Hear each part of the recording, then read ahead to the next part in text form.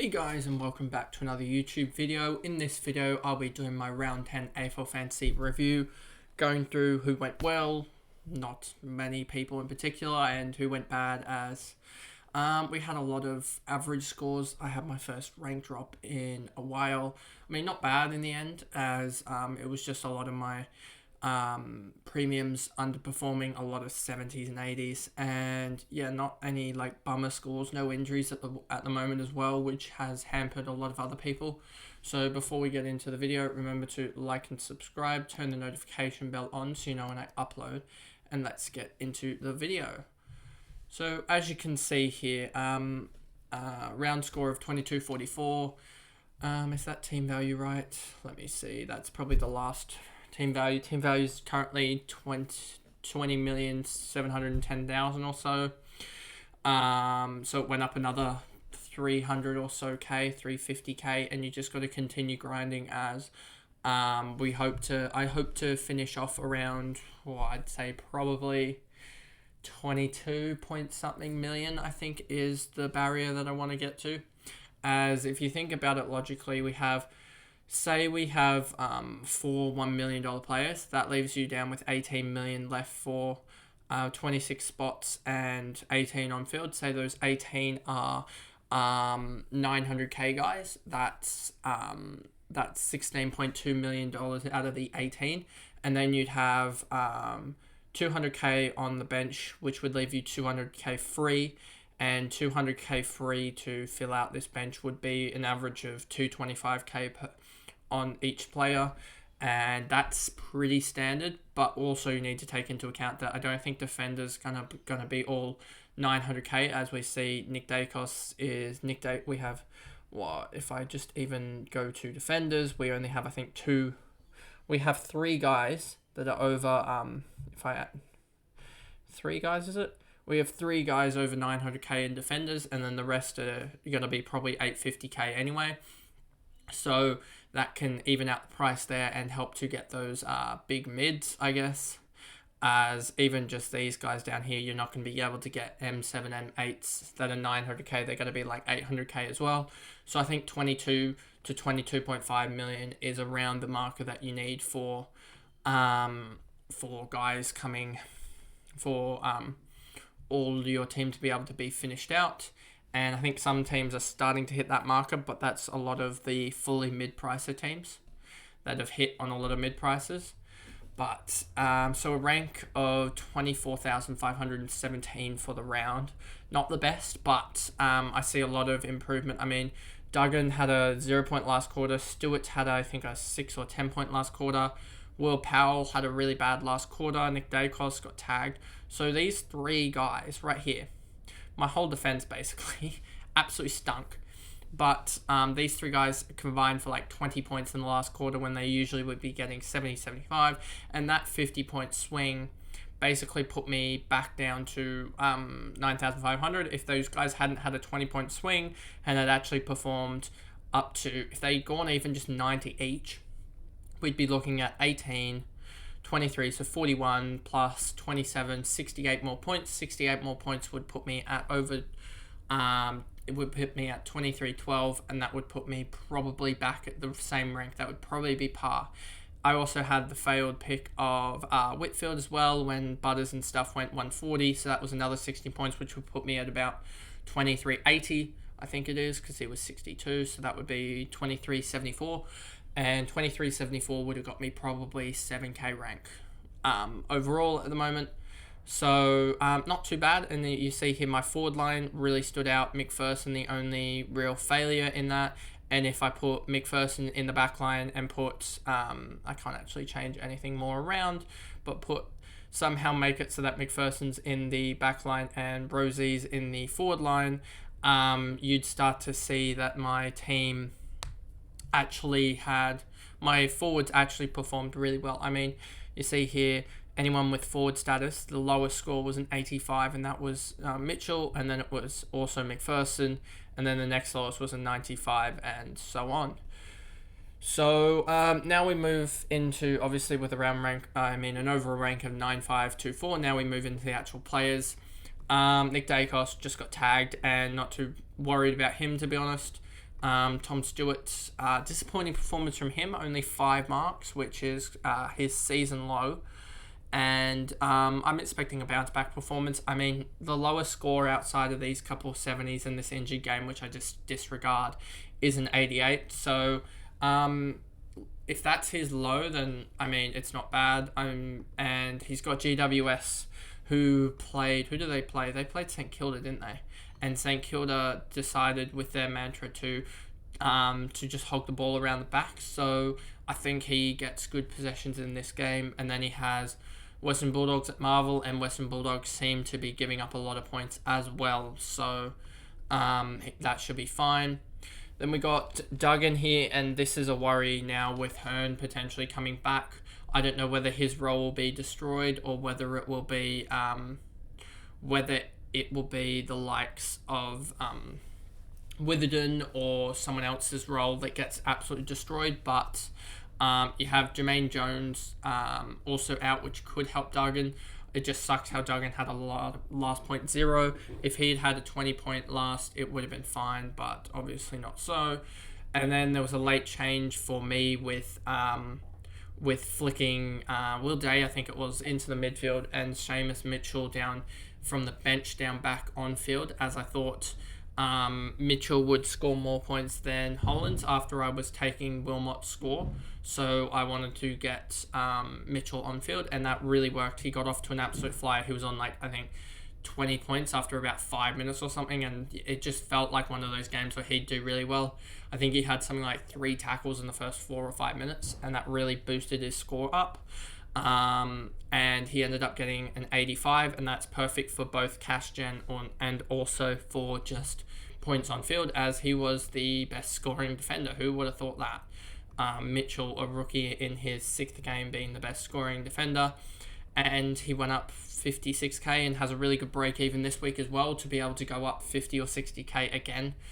Then we have Will Powell here, 67, very disappointing, and depending on the role of Duggan and him, he could be the one that goes, as he's just turned around and basically once I brought him in, turned out 2 stinker scores, and I kind of need to transfer him out as he's got 2 games in Darwin. So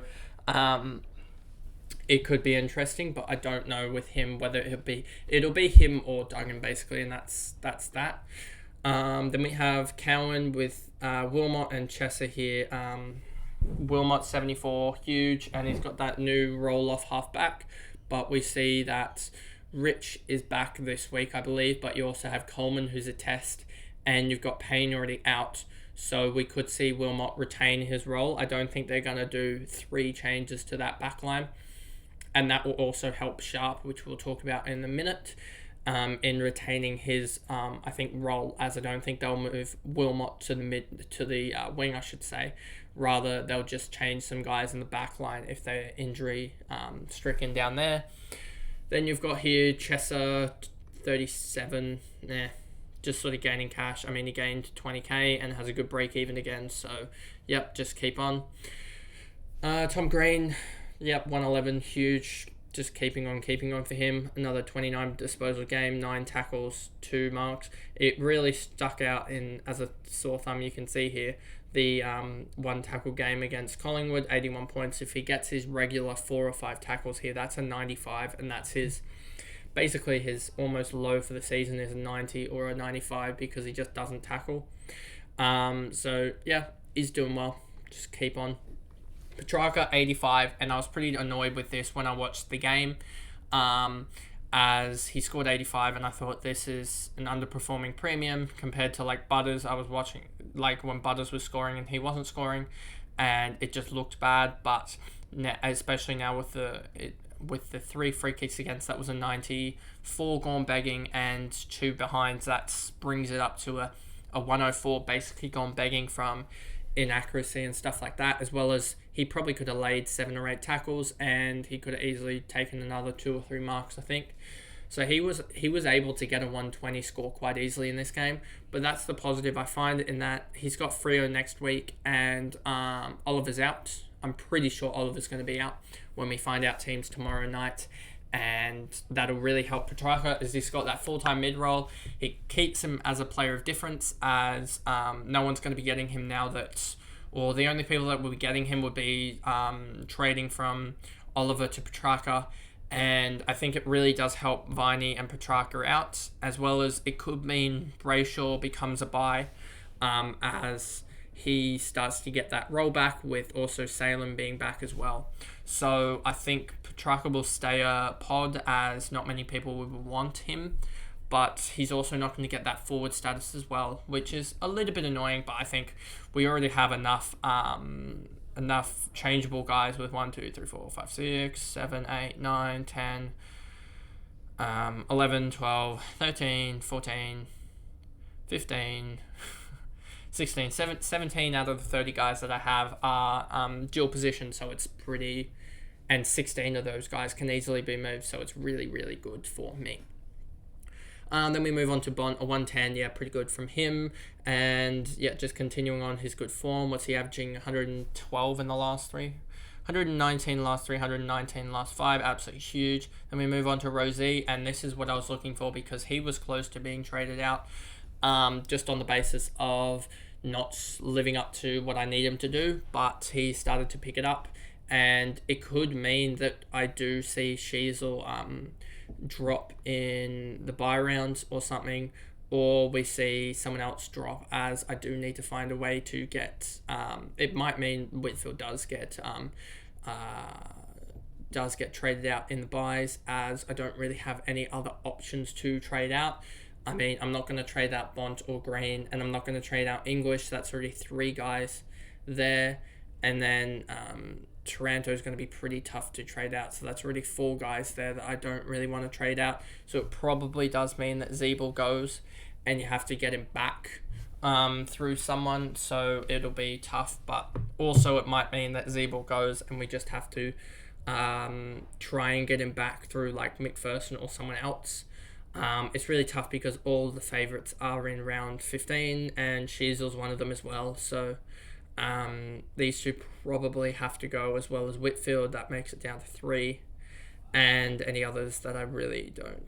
So I think that's the plan I'll go with, is sticking with Taranto, English, Green, and Bontempelli, or maybe even moving Bontempelli on and picking him back up after the bye round. In a couple rounds time, in like round 17 or something, that could be a go. Missing out on him for 2 games, it would be 16 and 17, and then picking him up for the Swans game would be probably the play that I'm going to go with, as I can maximize him, and I can also maximize value out of him, as I don't think he'll do well against Collingwood, and just trying to find a player that I can actually drop out of the lineup, I guess. But it's very, very risky, and it's probably going to be the decision that costs a lot of people there. Fancy season is picking the right favourite to get rid of. So we talked about Rosie. Whitfield's a disappointing performance. Just didn't get the kick to handball ratio, was injured, didn't get the mark, so it's not too bad. But I obviously brought him in to do better than that. And so slightly disappointing that he only went and scored 90 when he has the keys to the defence. But now with Haynes and Himmelberg and Kelly and someone else even more out, they had a lot of injuries. I mean, I got it here actually. Where is it? Geelong, GWS. Haynes, Himmelberg, Kelly, Davis. Davis wasn't playing anyway, so that's what it was. You got 1, 2, Alir, I think, is a defender. 3, 4, 5, 6. Even Weir is a wing defender. So 7 defenders out of the rotation probably means we see a Faye debut, as well as the fact that we see Whitfield get more of the ball. He's pretty much now gonna be on kickouts. If we look at CBAs. CBA is here. We look at here. We look at GWS. Which him not have taken any. Oh, that's the wrong one. Kick-ins here. Then we go to GWS. We see here Whitfield 8 and 6 he ran out. So they play. Who do they play next? They play Geelong next, which could arguably be a tough game, but hopefully Geelong just absolutely smoke them and they kick like 20 behinds, and Whitfield can get like 15 disposals off that, get like a 25-30 kick game, and almost have like 40 touches just on the basis of getting 10 to 15 kick out disposals. That's the plan with that, and hopefully that happens. Ashcroft 127, absolutely huge from him, and glad that they didn't drop him. And will probably have to hold, and could possibly be the guy to, but he has this good run. Yep, I think I've come up with the plan. Ashcroft will probably, unless he turns it around away from home, be the guy after the Eagles game to drop for Bontempelli, as I think he'll have split it enough. He has Adelaide at Adelaide, which is a tough game, but he's got a good break even for that. If we look at break evens, I think he's 50, I want to say. Ashcroft, he's 45 at the moment. If he gets a 90, then that's like 30, 40k. Probably 30k, so 750, and that'll hold his break even at around 55 in the buys. Then he has Hawthorn at the MCG, where he could easily go 100 there anyway, and that'll get him up towards like 800k. Then he has the Swans at the Gabba, where he could go 100 plus, and that gets him up to 830 or so k. And then he starts to probably level out at around 850 or so k, I reckon, and that's how we get, that's a very optimistic approach. But if he gets to 850k, then I can get a rookie up to him, like using a Sharp, and an Ashcroft up to Bontempelli again, and that'll mean that I'll have, let me just see my actual lineup. If I go here, who's in my defense? So I'd have 6 actual premiums in my lineup, as well as those two will combine there by this time and have another premium there. So 6, 6, 2, 6. Aitkins is probably going to be used through Ryan to get up, so that would be 7 premiums in that time. And then Wardlaw is the one guy that I need to find a way to get him up, which we'll find in due course. Should probably speed this up a little bit. Day 86, 95 average, so easy as he's doing a down game. He might get tagged by St Kilda, but then he's got a couple of games where I think he can score, and then he's got Gold Coast, Carlton, Giants, North. He's got this really good run right when you probably want to be trading him, so that could be interesting. Then Aitkins, 87 average, 553k. He's just been a really good guy to jump on, and then hopefully we can ride him through the buys, which was not my plan initially, and then get him out probably in round 16, to be honest with you, as round 15 or round 16 or 17 will be the time that we get him out and up to a premium, and that'll be hopefully the plan. And Holland subbed out, and that's why I'm trading him. Can't have him losing cash now, the same with what happened to Davey a couple of weeks ago. 32 just isn't good enough, subbed out for 2 consecutive games and has really lost the ability to get up towards that 600k. Harry Sharp, job security is in a little bit of a worry now. I should have known this and should have gone for Wardlaw, and it would have opened up a lot of things.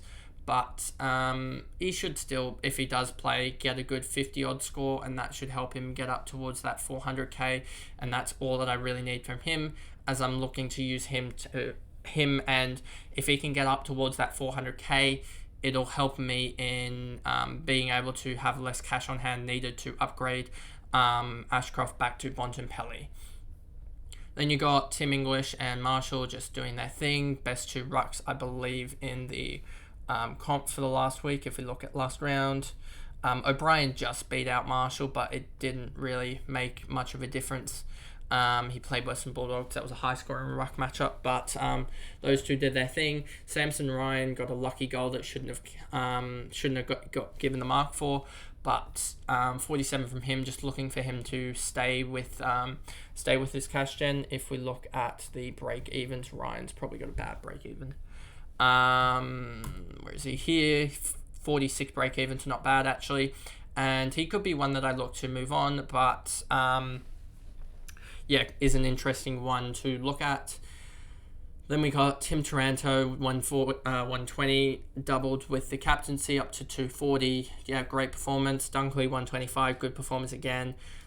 Errol Goulden, 106, an interesting performance because he was on 10, got a tag, had really good 2 quarters to get up to, I think it was something like 89 at 3/4 time, and then I thought he's on for a 121, even 130 score here if he keeps it going, because he just has the ability to have 150-point quarter in a game, and it pretty much gets him to the ton no matter what he does for the rest of the game, as he had something like 27 points outside of in the first and the fourth quarter, and 79 in the middle 2 quarters. So looking at Goulden and just thinking he's got this Carlton matchup, I think he might get a tag, but depends if even Ed Kerno gets into the side, to be honest with you, as Voss he's looking on shaky ground, to say the least. Even though the club president or whatever came out and said he's fine. Voss is getting close. And then we have here Zeeble, 95, Sheasel, 112. Yep, good performance from them two, combining for over 200 points. That's basically what I'm looking for from those two. And then McPherson, 85, got off to a slow start, I'm pretty sure, and picked it up in the second, I want to say, from memory. And then sort of slowed down a little bit to only get to 85, but it was against the Lions. And now he's got the Bulldogs and Adelaide, where he could pick it up quite easily. And then Drury, kind of hoping he turns into a red dot now, as that will just help with mobility and maneuverability, I guess you could say. I've always had the defender mids loopholes, but I really want to have a forward loophole in there, as that would mean that I'd be able to move anyone around basically and get the captaincy score a lot easier. And then it doesn't really matter in the bye rounds now that we're coming near them, as you'll have the bye players to be able to flick around and get the captaincy score. But just want to be able to have a red dot after that probably, and he'll probably stay in my team most of the game cycle, as trading him out for 30k just isn't that valuable. Noah Long, 34, he's going to be probably a guy post bye that I use to get up to someone, or could use next week if I need to. If I really want to be just gutting my bench of any value on it and trying to get my bench guys up to big guys, I guess. And then you got Illan didn't play, so that's basically the team there. Another, yes, obviously disappointing week and only getting 2244, but my team, if you look at, I believe it's something like the averages, I want to say it's probably looking close to a 110, probably looking close to about a 2300, 2350 team, looking at the averages. And I think a lot of these guys just had a little down week, a lot of them just 10, 20 points off what they should be doing. And if you add that up for 5, 6, 7, 8 players, we had something like, if we look back here quickly, I won't show it on screen, but I had 1, 2, 3, let's actually look at this. 1, 2, 3, 2 60s, 3 70s, and then also 1, 2, 3, 4, 5, 6 80s, and then a 90, and the rest were tons. So I had in the M1, 2, 3, 4, 5, 6, 7, 8, 9, 10. I had 10 tons in the this week, and still only got to 2244, which can be seen as a little bit dubious, but also I'm looking at that like, yep, those guys performed, the other guys didn't perform, and if those other guys do perform, like we had Duggan 45 points unders what he should be doing, Stewart 20 point unders, Dacos about 40 point unders, Powell probably 20 point unders, Petrarca 25 points, Will Day about 10 points, McPherson another 10, 15. What did I write off? Like 150 or so points just off there. Whitfield as well, 10, 15 points unders. So we're getting close to 200 point unders from what I sort of expect from these guys. And I didn't really have a big captaincy score either. So from what I just said, the team can easily go 2450, 2460, even with only just one guy hitting a 150 or something like that. So if we get huge scores next week from a lot of these guys, that's basically the plan. That's how AFL Fantasy works. So I'll see you guys in another video. Thanks guys. Goodbye.